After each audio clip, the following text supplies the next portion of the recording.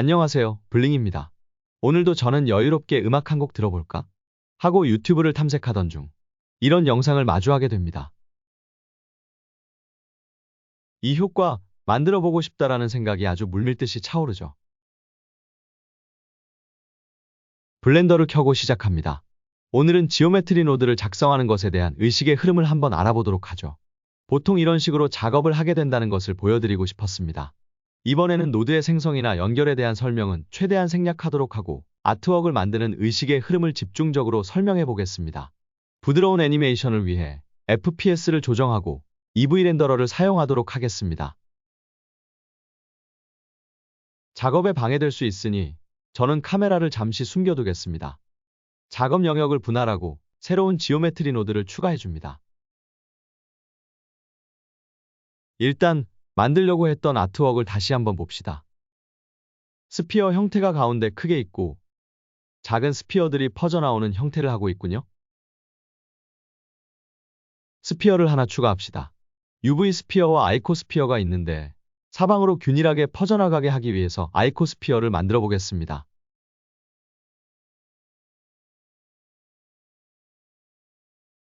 페이스를 많이 만들어주기 위해서 सब디비전 레벨을 올려줍니다. 이제 이 스피어의 표면에 포인트를 생성해서 바깥쪽으로 움직이면 되겠죠? 페이스의 포인트 생성을 위해서 디스트리뷰트 포인트 온 페이스를 사용합니다.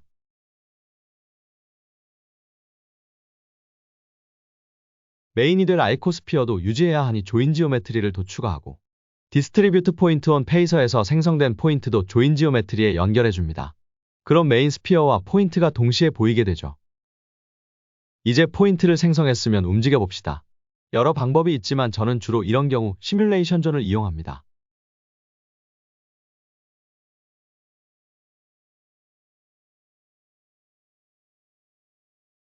조인 지오메트리를 이용해서 시뮬레이션 존으로 포인트들을 연결해 줍니다.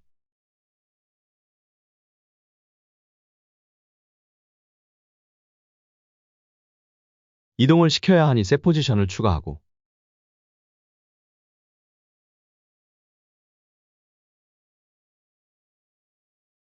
스피어의 바깥쪽, 즉 노멀 방향으로 이동을 시켜야 하는데 포인트마다 속도를 지정해주기 위해 어트리뷰트를 저장해주는 스토어 네임드 어트리뷰트 노드를 추가합니다.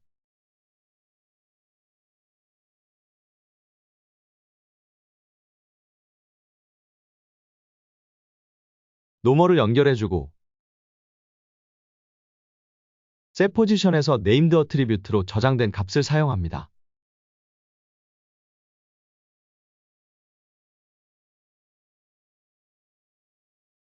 그리고 재생을 하면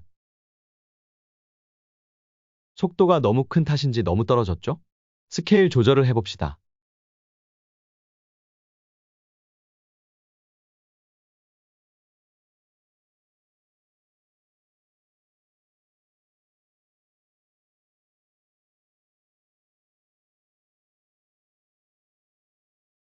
스케일 조절을 하니 천천히 잘 움직이네요.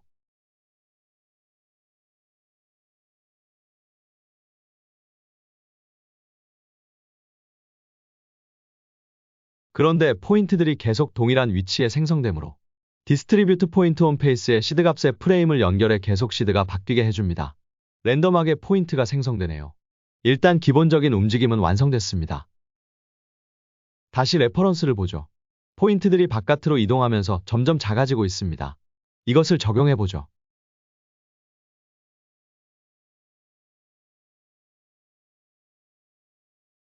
일단 처음 포인트가 생성됐을 때 포인트의 사이즈를 적당 범위에서 랜덤으로 생성해주겠습니다.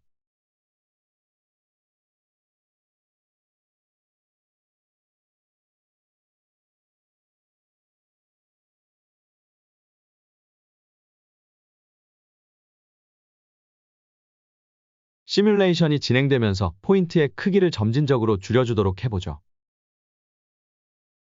포인트의 반지름을 설정해주는데 기존 반지름에서 0.001씩을 계속해서 빼주도록 합시다.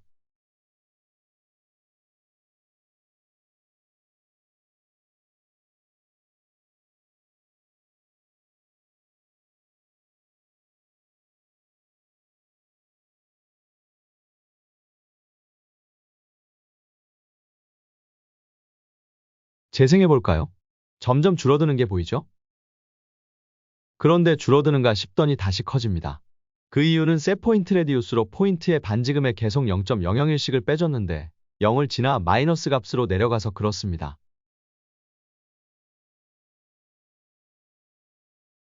셋포인트 레디우스에서 음수를 입력해도 양수를 입력한 것과 동일하게 적용되기 때문이죠. 자, 그럼 어떻게 해야 할까요? 0까지 되었을 때 더 이상 반지름이 작아지지 않도록 해도 되지만 작아져서 사라진 포인트는 더 이상 사용할 일이 없기 때문에 아예 삭제해주는 것이 시스템 리소스 사용에도 더 좋습니다. 삭제를 해주기 위해 딜리트 지오메트리 노드를 추가하고 포인트의 반지름이 0 미만일 경우 삭제되도록 해줍시다.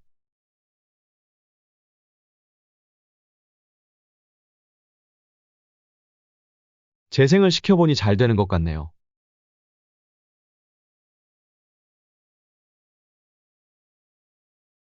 포인트가 너무 많은 것 같으니 덴시티를 좀 줄여주고요.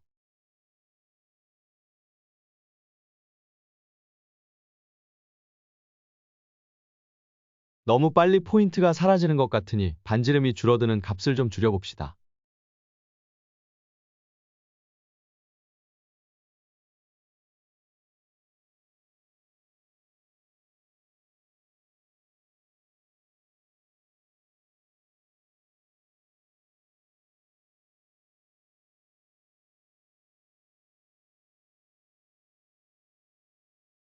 지금은 포인트일 뿐이니 동그랗게 하기 위해서 인스턴스 온 포인트 노드에 아이코스피어를 붙여서 뿌려줍시다. 크기가 엄청 크게 되어 있는데 레디우스 노드를 생성해 연결해주면 포인트의 레디우스대로 스케일이 조정됩니다.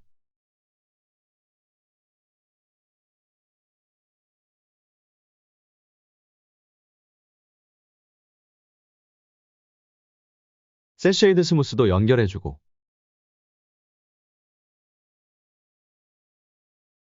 가운데 메인 스피어도 쉐이드 스무스가 필요하네요.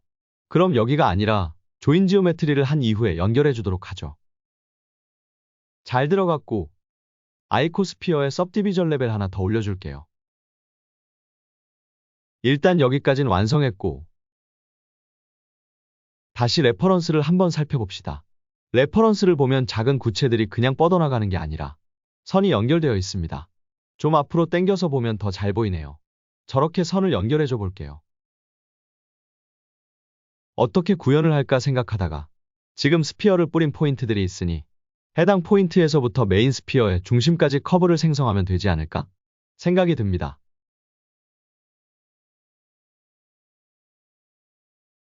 인스턴스 온 포인트와 커브 라인을 이용해서 커브를 생성해서 붙여줍니다.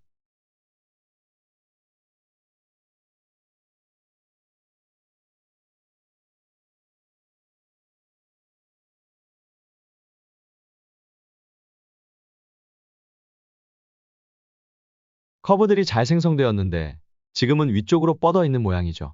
커브를 중앙을 향하게 하는 방법도 여러 가지가 있을 수 있습니다. 커브가 인스턴싱 되었으니 커브들을 회전시켜도 되는데 두께감도 주고 해야 하기 때문에 저는 다른 방법을 사용해 보겠습니다. 커브의 끝점을 중앙으로 모이게 해보겠습니다. 셋 포지션을 사용하면 되는데 지금 인스턴싱 되었으니 리얼라이즈 인스턴스 먼저 해주고 셋 포지션 노드를 추가합니다. 이동을 시키면 되겠는데 커브의 끝점만 선택할 수 있도록 엔드포인트 셀렉션을 사용합니다.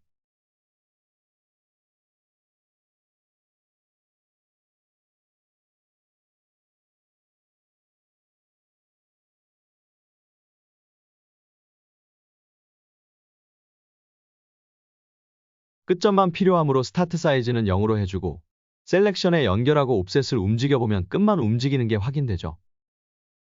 자, 그럼 이제 옵셋이 아니라 전체를 스피어의 중앙에 모이도록 해봅시다. 임의의 벡터 값을 생성해서 000인 값을 포지션에 연결해주죠.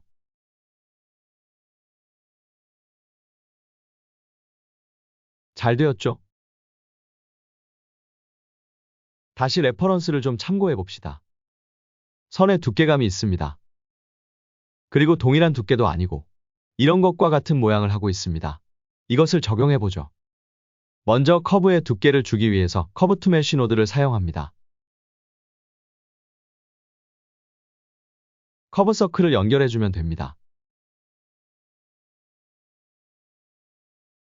커브 서클의 레디우스를 변경해주면 두께를 지정할 수 있는데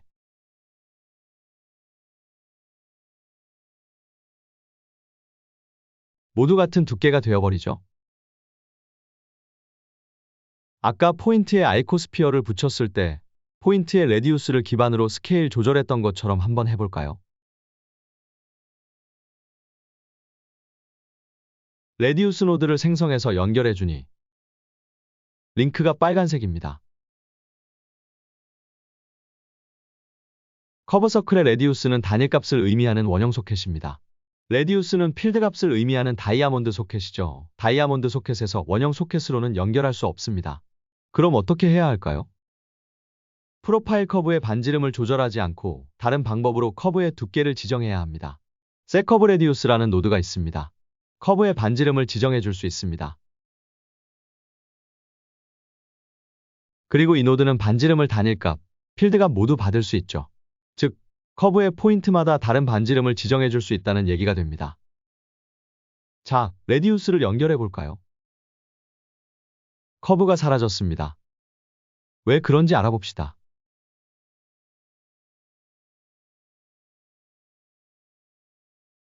뷰어 노드에 레디우스를 연결해 보면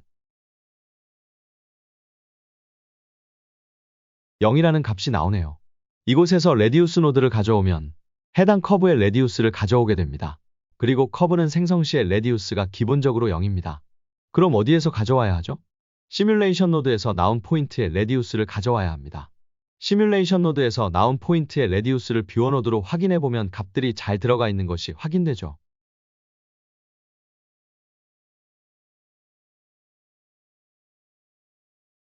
이 시점에서의 포인트 레디우스를 가져오기 위해서 캡처 어트리뷰트 노드를 사용합니다.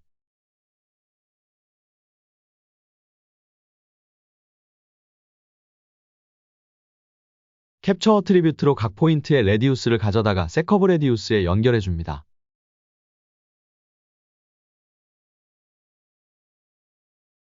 그런데 커브가 좀 얇은데요? 아, 프로파일 커브의 반지름을 낮춰놨었네요. 일로 변경해 봅시다. 뿜어져 나오는 구체들의 크기와 같은 두께의 커브가 되었습니다.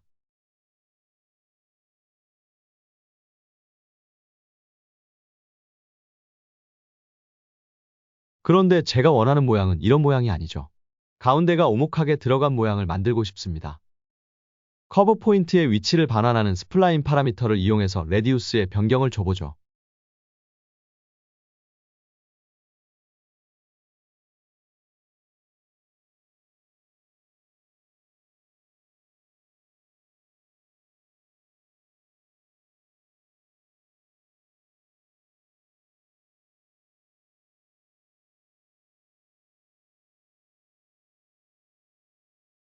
단순하게 팩터를 연결하면 한쪽이 뾰족하게 될 테니 원하는 모양을 매핑해주기 위해서 플로 커브 노드를 사용합니다.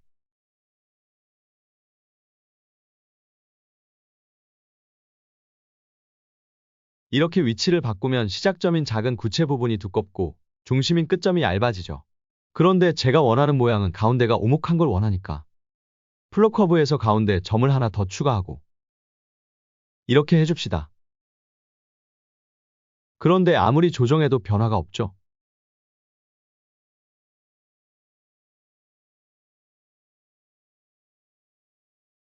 현재의 커브는 이런 모양입니다. 두 개의 포인트가 있고 그것이 연결되어 커브가 된 것이죠. 이렇게 오목하게 만들기가 불가능합니다. 플로 커브에서 시작과 끝점의 크기는 1이므로 그냥 평평하게 되는 것이죠. 오목하게 하려면 어떻게 해야 할까요? 커브에 포인트를 추가하면 됩니다.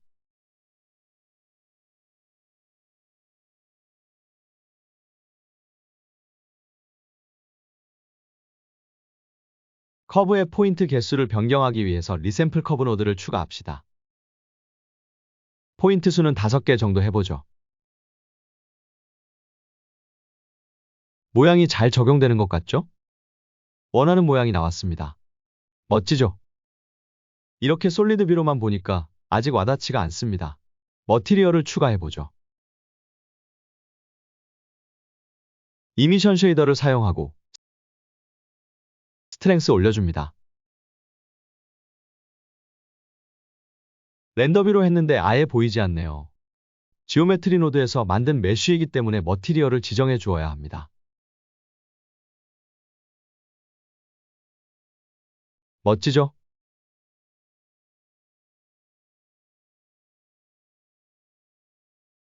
구체가 조금 더 멀리까지 갔으면 좋겠어요. 뭘 조절해야 할까?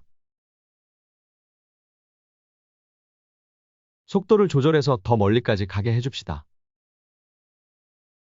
좋은 것 같은데 지금 커브는 구체가 사라질 때까지 계속 붙어 있으니까 이상한 것 같습니다.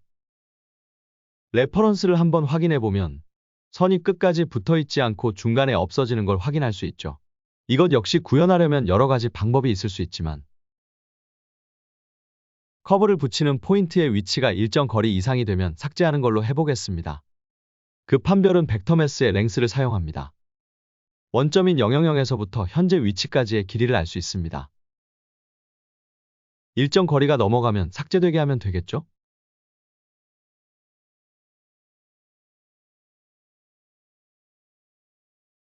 재생을 해보면 잘 되기는 하는데 커브가 갑자기 사라지니까 좀 이상한 것 같습니다.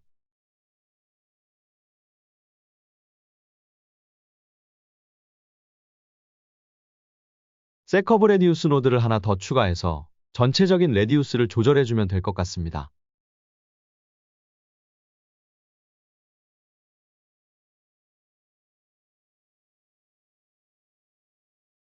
페이드아웃처럼 사라지게 하고 싶습니다.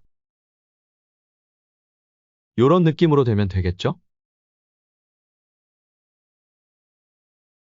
포인트 랭스를 이용해서 삭제했는데 역시 그것을 이용하면 될 것 같습니다.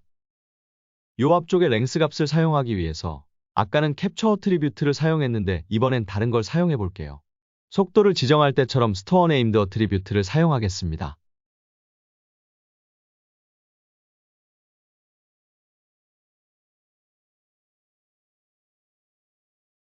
포인트 랭스를 여기서 저장해주고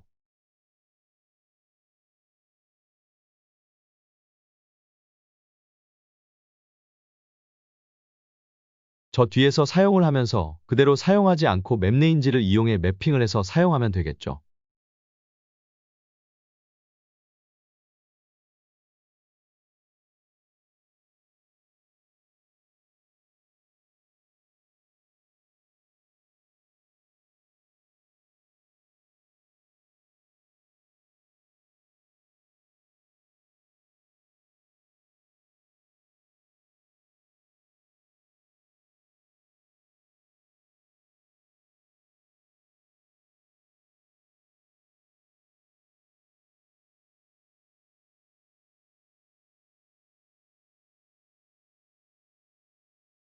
(1.5를) 넘어가면서부터 2까지 이렇게 매핑을 해주면 커브들이 마지막에 페이드아웃 되듯이 사라지게 되죠. 일단 움직이는 것은 다 완성되었습니다. 지금 좀 밋밋하니까 빛나는 효과를 위해 컴포지팅을 해보겠습니다.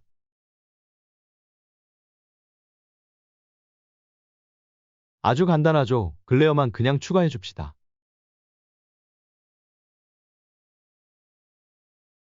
그리고 뷰포트 쉐이딩에서 컴포지팅을 올웨이스로 바꾸면 빛이 납니다.